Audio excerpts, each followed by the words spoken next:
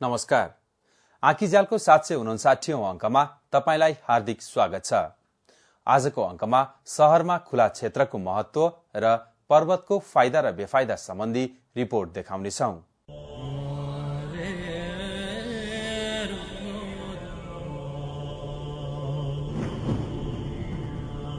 आकाश ताक्ने हिम टाकुराई, धरती फराक्ने गहिरा जराई, फैलिरहेको हिमवान महान, अहो विराटको महिमा समान।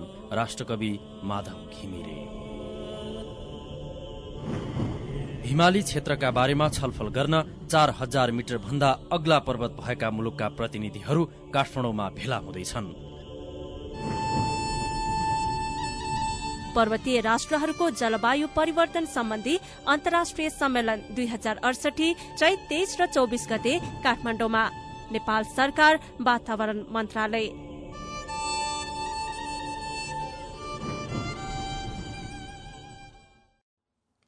आपद विपदमा उद्धार गर्नु सबैको कर्तव्य हो।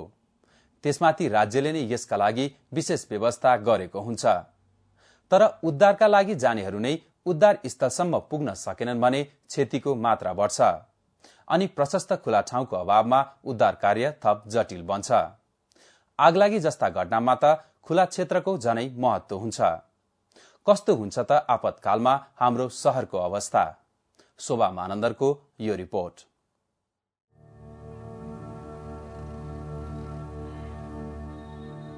स्थानीय भाषामा पल्टन छे अर्थात् पल्टन घर भनेर चिनिने यो घर अहिले ध्वस्त भएको छ।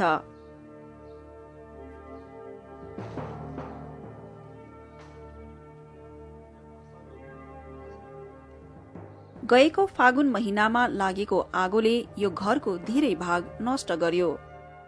समयमा निभाउन नसक्दा आगोले धेरै क्षति पुर्यायो। आगो नियन्त्रण गर्न जुद्ध बारूद यन्त्रको दमकल सहित अग्नि नियन्त्रक पुग्न धेरै समय लाग्यो। कारण एउटै थियो, यहाँसम्म पुग्ने बाटो साँघुरो छ। बाटोमा भीडभाड छ अनि साँघुरो गल्ली हुँदै जानुपर्छ।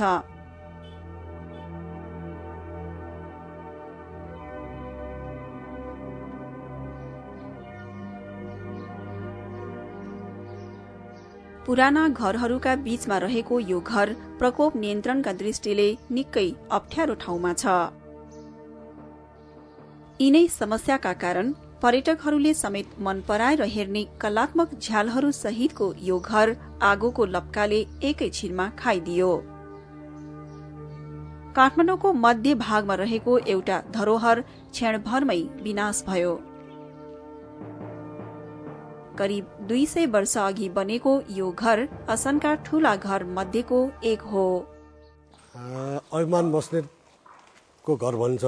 पहिले पल्टन घर, पल्टनै यहीँ बस्थ्यो रे भनेको सुनेको।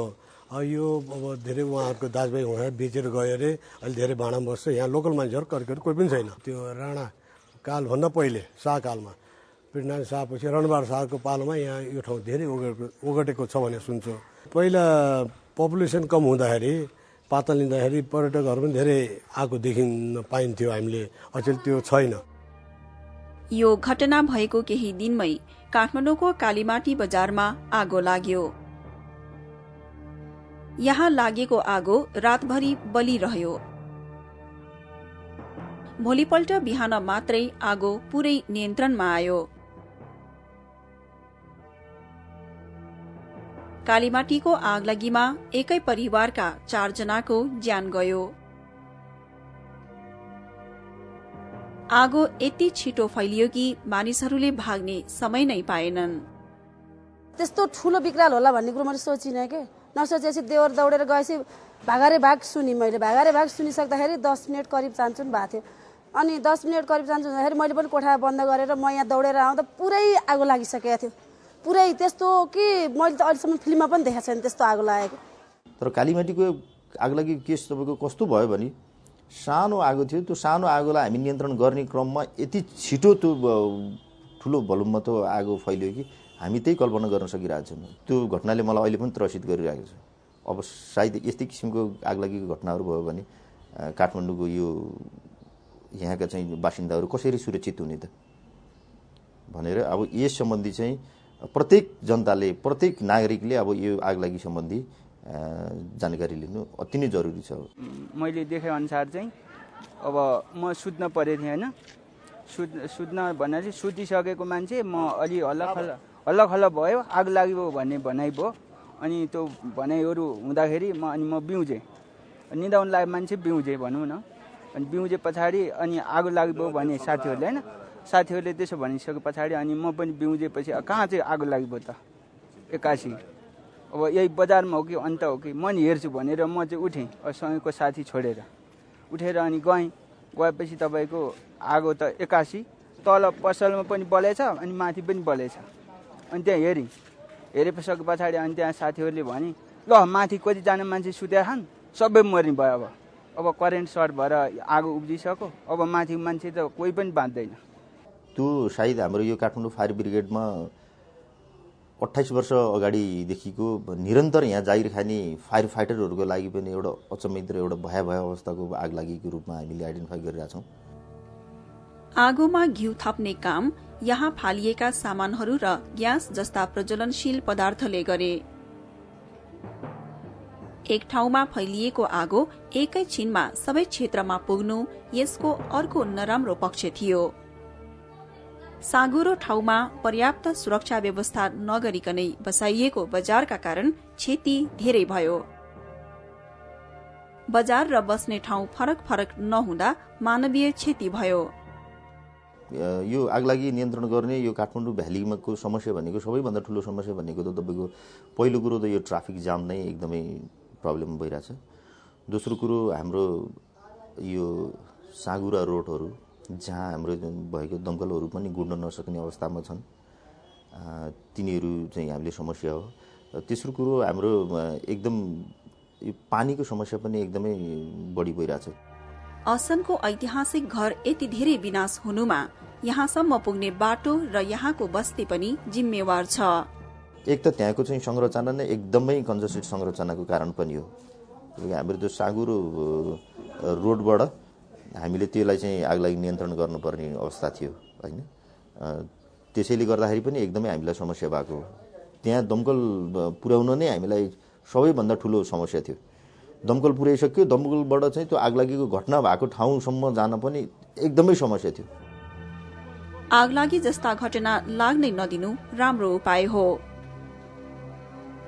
यसका लागि घर बनाउँदा वा बजार बसाउँदा नै उचित ध्यान दिनु जरुरी छ। तर यति गर्दैमा आगो लाग्दै नलाग्ने होइन। यो वर्ष काठमाडौँ उपत्यकाका विभिन्न 174 स्थानमा आगो लागेको तथ्याङ्क गृह मन्त्रालयमा रहेको राष्ट्रिय आपतकालीन कार्य सञ्चालन केन्द्रसँग छ। काठमाडौँको इनाटोलमा लागेको आगोले बाबु छोरीको ज्यानै लियो। धेरै जसो घटनामा बिजुलीको लाइन र ग्यास सिलिन्डर आगलागी हुनुका कारण बनेका छन्। बत्ती आउनु र त्यहाँ आगो उत्पन्न हुनु एकैचोटि भयो थियो हुन चाहिँ। यो खास ग्यास लिके भएर रहेछ होइन, रेगुलर छैन, काम लाग्दैन भनेर हामीले फेरेको थियो। सँगै त्यो मेन बेड बालेर राखेको थियो कि त्यो बत्ती छैन साँतिर होइन, त्यतिखेर परेको हो कि त्यो। हामीले त रेगुलर अब बन्यो भनेर खोलेको थियो, अनि ग्यास फाल्यो कि एकैचोटि, अनि त्यो आगो चाहिँ टिप्न गयो एकैचोटि, त्यही कारणले बलेको हो कि। काठमाडौँको भ्यालीको अथवा यो सहरी इलाकामा आगलागीको घटना भनेको विशेष गरेर तपाईँको इलेक्ट्रिक सर्ट सर्किट, अनि हामीले प्रयोग गर्ने ग्यास लिकेजहरू, त्यसपछि हामीले प्रयोग गर्ने हामीले जुन यो बिजुलीको अल्टरनेटमा हामीले प्रयोग गर्ने जुन साधनहरू छन् नि, जस्तै तपाईँको इन्भर्टरहरू, जेनेरेटरहरू, तपाईँ ग्यासकै माध्यमबाट पनि हामीले कति चाहिँ बत्तीहरू बालिरहेको हुन्छौँ। जस्तो मैनबत्ती, धुप, यी त सामान्य भइहाल्यो। यिनै चाहिँ यो सहरी इलाकाको विशेष गरेर चाहिँ आगलागीको कारणहरू भन्छ। बिजुलीबाट ढिलो भएको 10 मिनट ढिलो भयो, त्यो बेला अलिकति धेरै समस्या पर्यो त्यसले गरेर। विशेष गरेर चाहिँ काठमाडौँमा चाहिँ कुरा गर्ने हो भने अहिले जुन पुराना घरहरू छन् तिनीहरूको यो भवन आचार संहिता अन्तर्गत बनेका छैनन्। त्यसले गर्दाखेरि कति लेभलको चाहिँ अर्थक्वेक चाहिँ थेग्ने भन्ने किसिमको कुराहरू त्यसमा छैन। त्यस कारण त्यो छ। र अनि चाहिँ बाटाहरू एकदम साँघुरा छन्, दमकल जान नसक्ने अवस्थाहरू छ। कालीमाटीको त्यसको वाइड भनेको तपाईँ लम्बाइ नै 100 देखि 130 देखि 50 मिटरको लम्बाइमा छ। तपाईँको चौडाइ भन्दै भन्दै तपाईँको त्यहाँ 70 मिटर जस्तो छ। एउटा कुनाबाट आगो सल्केको तपाईँको एकैचोटि भन्दै भन्दै 120 मिटरसम्मको त उसमा एकैचोटि आगो फैलियो कि। त्यसैले गर्दा पनि त्यहाँ मान्छेहरू चाहिँ तत्काल आफ्नो ज्यान बचाउनलाई बाहिर निस्किन सक्ने अवस्था पनि भएन। विपत्ति आउने कुरा पहिल्यै थाहा हुँदैन र यसलाई टार्न पनि सकिँदैन, तर यसलाई कम गर्न भने पक्कै सकिन्छ। यसका लागि बस्ती र बजार बसाउँदै आगो नियन्त्रणका हिसाबले आवश्यक पर्ने ठाउँ पर्याप्त मात्रामा छोड्नु जरुरी छ। त्यसो भए मात्रै आगलागी नियन्त्रणको काम समेत सजिलो र प्रभावकारी हुन्छ।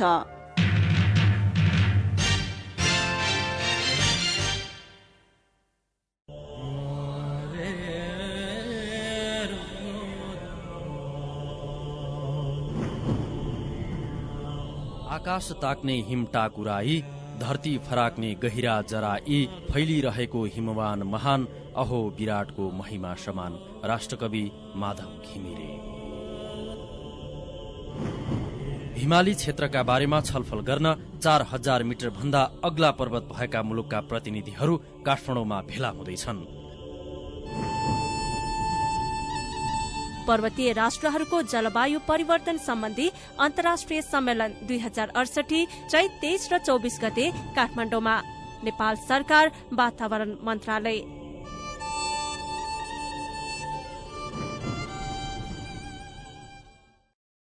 क्षति आफ्नो गल्तीले मात्रै हुँदैन, कहिलेकाहीँ अरूले गरेको गल्तीको सजाय समेत निर्दोष मानिसहरूले भोग्नु पर्ने हुन्छ। जलवायु परिवर्तनका कारण गरिब मुलुकका गरिब मानिसहरूले यस्तो समस्या भोग्नु परिरहेको छ। नेपालका नदी किनारमा बस्ने मानिसहरू यस्तो समस्यामा छन्। हिमताल फुटेर आउने बाढीका कारण नदी किनारका बस्तीहरू र यहाँका पूर्वाधारहरू नष्ट हुन्छन्। जलवायु परिवर्तनका कारण यस्तो क्षति दिनदिनै बढ़िरहेको छ। सुभा मानन्दरको यो अर्को रिपोर्ट।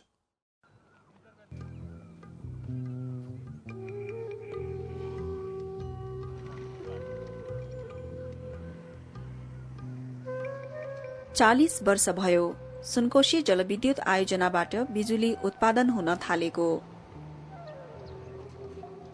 यो अवधिमा यहाँबाट 20,06,524 मेगावाट आवर बिजुली उत्पादन भयो।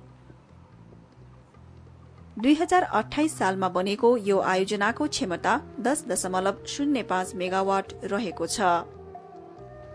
आयोजनाका अनुसार 25 वर्षमा यो विद्युत गृह बनाउन लागेको खर्च उठ्यो। त्यसपछिका 15 वर्षमा निस्केको बिजुलीबाट भएको आमदानी सबै नाफा हो। सुनकोशी विद्युत आयोजनाले ठूला ठूला प्रकोपको सामना पनि गर्नु पर्यो। बेला बेलामा परेको पानीका कारण आउने बाढ़ी त नियमित नै हो, तर कहिलेकाहीँ हिमताल फुटेर आउने बाढ़ीले भने यो आयोजनामा निकै क्षति पुर्यायो। त्यसमध्येको एउटा हो विक्रम सम्वत 2038 साल असार 27 गते जाङजाङबो हिमताल विस्फोट भएर आएको बाढ़ी। यो हिमताल फुटेर आएको बाढ़ी भोटेकोशीको सामान्य रूप भन्दा 16 गुणा ठूलो थियो।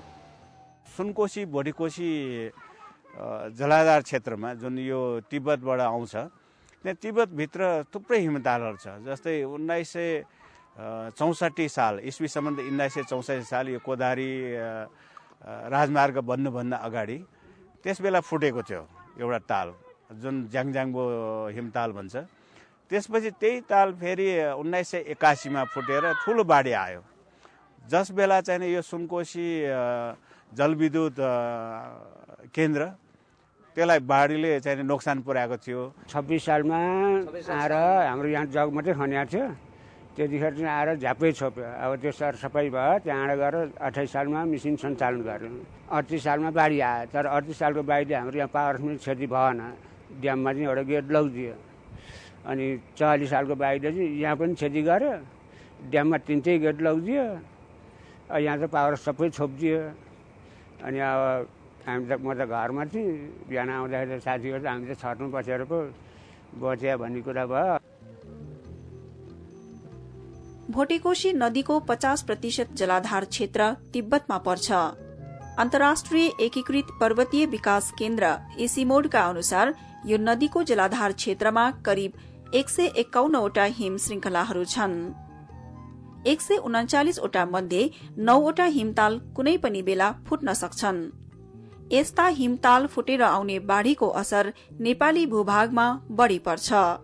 अर्को सालमा बाढ़ी आउँदाखेरि यो छेसम खोला एउटा नदी सानो खोला छ होइन, यो सुनकुची खोला पनि अलिक सानो छ। त्यो खोलामा चाहिँ माथि कहाँ अब एउटा सानो सानो माने पानीहरूले त्यहाँ माने एउटा पाखो जस्तै पाखो छ, यो पाखो चाहिँ लासेर एकदमसँग आयो। आउँदाखेरि त्यो छेसम खोलाको एउटा पक्षी पुल थियो, यो तिब्बत जाने पक्षी पुल थियो। त्यो पक्षी पुलमा आएर यसरी माने रुखहरू आएर तालिएपछि त्यो पुललाई नि भत्काएर लिएर आयो। अनि तपाईँको त्यो आएपछि मिजेरी पुलमा आएर लाग्यो। मिजेरी पुल पनि खस्यो। त्यहाँबाट आएर लाटाको पुल, लाटा पुलमा नि आएर लाग्यो। लाटा पुल पनि खसाल्यो। अनि अरू बाँकी झोलङ्गे पुलहरू थियो ठाउँ ठाउँमा, ती झोलङ्गे पुल पनि सबै खसाल्यो, कहीँ पनि रहेन। त्यहाँबाट अन्त्यमा आएर यो पुलमा, यो हाम्रो बारिसको पुलमा चाहिँ पानीले मात्रै छोयो, तर असर केही भएन। अब मान्छे बगाउँदा सानो बारीमा पनि बगायो भने हाम्रो माइली बुढी खोलाबाट बगाएको। विक्रम सम्वत 2053 साल साउन 7 गते परेको मुसलधारे पानीपछि भोटेकोशी नदीमा आएको बाढ़ीले भोटेकोशी जलविद्युत आयोजनाको बाँध भत्कायो। बाँध भत्किएपछि झनै उग्र भएको भोटेकोशीले मध्यरातमा 54 जना मानिसको ज्यान लियो। लार्चा गाउँका 22 घर बगायो, पुल बगायो। माथि लेकमा बेसरी पानी परेर दिउँसो अनि भत्कियो भन्छ। त्यहाँ थियो घर, अनि त्यहाँ उता पुरै अरू घर। यो तलको पुल बगाउने भोटेकोशीले बगायो, यो ठाडा खोला चाहिँ अनि पछि यो बगायो। ल यो एउटा माथि 7 जना 8 जना जान पर्यो। जलवायु परिवर्तनका कारण मौसम अनिश्चित बन्दै गएको छ। हिमालमा भएका हिमतालको आकार बढ्दो छ। हिमतालमा पानीको मात्रा बढ्दै जाँदा यस्ता ताल फुट्ने डर हुन्छ। हिमताल फुटेर आउने बाढ़ी यहाँबाट निस्केका खोलामा आउँछ, जसले खोला वरिपरिका भौतिक संरचनाहरू, यहाँ भएका बस्ती र मानिसलाई समेत क्षति पुर्याउँछ। जलवायु परिवर्तनले अर्को एउटा चाहिँ के असर परिरहेछ भने हिउँ पर्ने भन्दा बढी पानी पर्ने उच्च भेग हिमाली भेगमा पनि। त्यसले गर्दाखेरि हिमनदीहरूमा त्यसको चाहिँ हिमनदी बढ्नुको सट्टा हिमनदीको आयतन बढ्नु सट्टा घटिरहेछ। र अर्को एउटा चाहिँ प्रक्रिया के पनि भइरहेछ कि कम समयमा बढी पानी पर्ने, क्लाउड ब्रस्ट भन्छौँ, सर्ट ड्युरेसन इन्टेन्सिभ रेनफल भन्छ। कम समयमा एकदमै बढी पानी पर्ने, त्यसले गर्दाखेरि चाहिँ भल आउँछ। पहाडी क्षेत्रमा बाढी आउने, जुन पहाडी क्षेत्रमा हामी बाढी आउनलाई भल भन्छ या फ्ल्यास फ्लड भन्छ, त्यो प्रक्रिया पनि हाम्रो हिमाली क्षेत्रमा निकै बढिरहेछ अहिले। पहाडी मुलुक भएकै कारण नेपालले जलविद्युतबाट फाइदा लिइरहेको छ र अझै बढी फाइदा लिन सक्ने ठाउँ छ। तर जलवायु परिवर्तनका कारण आउने बाढ़ीले पुर्याउने क्षति पनि त्यत्तिकै विनाशकारी बन्दैछ। त्यसैले खोलामा आउने बाढ़ीको व्यवस्थापन नेपालका लागि चुनौती हो। बाढी आउने प्रक्रियालाई प्राकृतिक प्रक्रिया हामीले रोक्न सकिँदैन, तर यसको क्षति कम गर्नलाई कुनै योजनाबद्ध तरिकाले बसोबासहरूलाई योजनाबद्ध तरिकाले बढाउने, जस्तै यो 1965 देखि यो राजमार्ग सुरु भयो। करिब 26-27 सालमा 2026-27 सालमा पुरा भएर सञ्चालनमा आयो। त्यसपछिको यो बाटो छेउमा हाम्रो बस्तीहरू बढ्या छ र अरू निर्माण पनि भएको छ। त्यसलाई कसरी व्यवस्थित गर्ने एउटा त्यो उपाय। बेलैमा सूचना पुर्याउन सक्नु क्षति कम गर्ने एउटा उपाय हो, तर यस्तो सूचना सबैले पाउनु पर्छ र यो कुराको जानकारी सबैलाई हुनुपर्छ। त्यो अब सुन्न त हामीहरूलाई हल्ला सुनाएको छ होइन, अब त्यो बेला प्रयोग भने के हुन्छ कसो हुन्छ भने केही थाहा छैन। तर मानिसमा त्रास त भइहाल्छ। यो साइरिङ राख्ने भने पहिला हल्लादबन्दी भएको हो, तर अहिलेसम्म राखेको छैन। सबभन्दा महत्त्वपूर्ण त यहाँका स्थानीय बासिन्दा नै हो, जुन चाहिँ यो जलाधार क्षेत्रमा बस्ने, खोला छेउमा, नदी छेउमा बस्ने जुन जनसङ्ख्या छ, तिनीहरूलाई नै हामीले चाहिँ ध्यानमा दिएर तिनीहरूबाटै चाहिँ कसरी सिक्ने, तिनीहरूले कसरी व्यवस्था गर्न सकिन्छ, पूर्व सूचना प्रणाली व्यवस्थामा तिनीहरूको भूमिकालाई बढी मान्यता दिएर बढी तिनीहरूलाई इन्भल्भ गराएर कसरी हामीले गर्ने त्यो चाहिँ गर्नुपर्छ। जलवायु परिवर्तन गर्न सघाउने ग्यास एकदमै कम निकाले पनि नेपाल जस्ता पर्वतीय मुलुकहरूले त्यसको असर सबैभन्दा बढी झेल्नु परिरहेको छ। यहाँका गरीब जनताहरू दिनदिनै जलवायु परिवर्तनको मारमा परिरहेका छन्। त्यसैले पर्वतीय देशहरू र यसको मारमा पर्ने अन्य देशहरू मिलेर संयुक्त रूपमा आवाज उठाउन नेपालले अन्तर्राष्ट्रिय सम्मेलनको आयोजना गर्दैछ। यही चैत 23 र 24 गते काठमाडौँमा हुन लागेको जलवायु परिवर्तन सम्बन्धमा पर्वतीय राष्ट्रहरूको सम्मेलनमा विश्वभरका 50 वटा पर्वतीय देशको सहभागिता हुँदैछ। यो कार्यक्रम वास्तवमा हाम्रो देशको लागि एउटा गौरवको विषय हो र हामी यसलाई चाहिँ हाम्रो जुन पर्वतीय मुलुकहरूको समस्या राख्ने, यसको लागि एउटा साझा धारणा बनाउने त आफ्नो ठाउँमा छँदैछ, तर त्यसको साथसाथ नेपाललाई चिनाउने पनि एउटा यो महत्त्वपूर्ण अवसरको रूपमा हामीले यसलाई लिनुपर्छ र यस तयारीमा अरू पनि हामीले के गर्न सक्छौँ जसले गर्दाखेरि हाम्रो देशको एउटा प्रतिष्ठा अन्तर्राष्ट्रिय स्तरमा बढोस्, त्यसको बारेमा पनि तपाईँहरूबाट सुझावको चाहिँ म अपेक्षा राख्दछु। अब हाम्रो एग्रिकल्चरमा कति इम्प्याक्ट पर्छ, माउन्टेन इकोलोजीमा असर पर्न साथै, अनि त्यसले फेरि हाम्रो लिभलिहुडमा कसरी असर पार्छ, त्यसले हाम्रो वाटर टावर भन्ने क्या हिमालयजहरूलाई के गर्छ, वाटरै आएन भने एनर्जी कहाँबाट आउँछ, अनि बायोडाइभर्सिटी, यो सबै कुराहरूले, अनि यो हाम्रो मात्रै होइन, माउन्टेन कन्ट्री भएको नाताले अरू कन्ट्रीहरूको पनि स्थिति यही नै छ, किनभने माउन्टेन्स वेयरएभर दे आर, हुन त हामीले हिन्दूको हिमालयन रिजनको माउन्टेन्सलाई बढी वाटर टावर भनेर भनिएको छ, तर त्यो अन्त पनि त्यही स्थिति नै हो। त्यसैले यी कमनालिटिजहरू हामी सबै माउन्टेन कन्ट्रीहरूसँग छन् र त्यसले एउटा कन्भर्जेन्स इस्ट्याब्लिस गर्नलाई मद्दत पुर्याउँछ र त्यसले हाम्रो बिचमा एउटा कोअपरेसनको एउटा फ्रेमवर्क चाहिँ तयार गर्छ।